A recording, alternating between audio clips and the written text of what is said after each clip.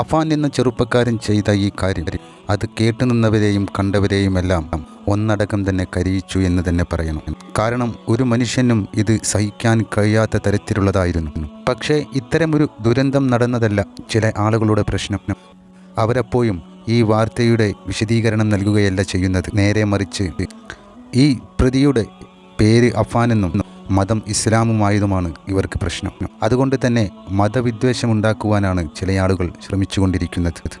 അഫാൻ ഒരു മുസ്ലിം അല്ലായിരുന്നെങ്കിൽ ഇത്തരത്തിലുള്ള വാക്കുകൾ പറയുവാൻ ഇവരെ നാവ് പൊങ്ങില്ലായിരുന്നു. അത്തരത്തിലാണ് ചില ആളുകൾ പടച്ചുവിടുന്ന നുണക്കഥകൾ.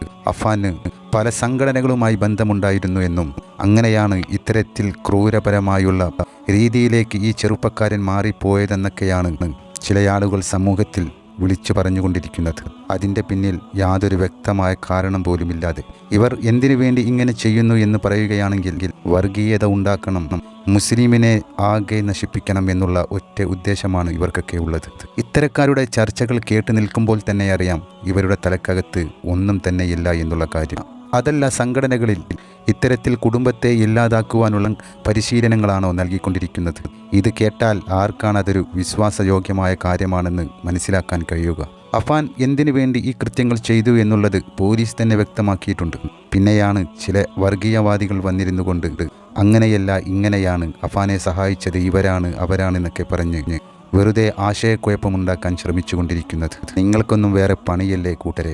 എന്തൊരു വാർത്ത കാണുകയാണെങ്കിലും അത് വളച്ചൊടിച്ച് അത് മതവിദ്വേഷത്തിലേക്ക് എത്തിക്കാൻ ശ്രമിക്കുന്നവർ, ഇവരെയൊക്കെയാണ് ആദ്യം സമൂഹം തിരിച്ചറിയേണ്ടത്.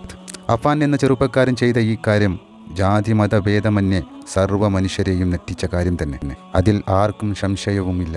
കൂടാതെ ഇത്തരക്കാർ പറയുന്ന മറ്റൊരു കാര്യം എന്തെന്നാൽ വെഞ്ഞാറമൂട് പ്രദേശങ്ങളിൽ സമാനമായ രീതിയിൽ ചില നായകളും ചത്തുപോയത്, അതും അഫാനാണ് ഇതിൻ്റെ പിന്നിൽ പ്രവർത്തിച്ചതെന്നാണ് ഇവർ പുറത്തു കൊണ്ടുവരാൻ ശ്രമിക്കുന്നത്.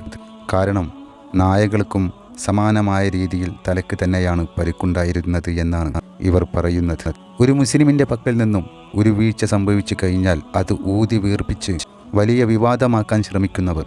അഫാൻ എന്ന ഈ ചെറുപ്പക്കാരൻ ചെയ്തത് അതിക്രൂരകരമായ കാര്യം തന്നെ. ഇത് ആർക്കും സഹിക്കാനും പൊറുക്കാനും പറ്റാത്തത് തന്നെ. ഇതിനുള്ള ശിക്ഷ തീർച്ചയായും ഇവന് ലഭിക്കേണ്ടതുണ്ട്. പക്ഷേ അക്കാര്യത്തിലേക്ക് മതത്തെ വലിച്ചേക്കുന്നവർ തീർച്ചയായും വലിയ തെറ്റ് തന്നെയാണ് ചെയ്യുന്നത് എന്നുള്ളത് മനസ്സിലാക്കേണ്ട കാലം കഴിഞ്ഞിരിക്കുന്നു. ഇവരെയാണ് ആദ്യം പരിഷ്കരിക്കേണ്ടത്, ബുദ്ധിയില്ലാത്ത വർഗങ്ങൾ.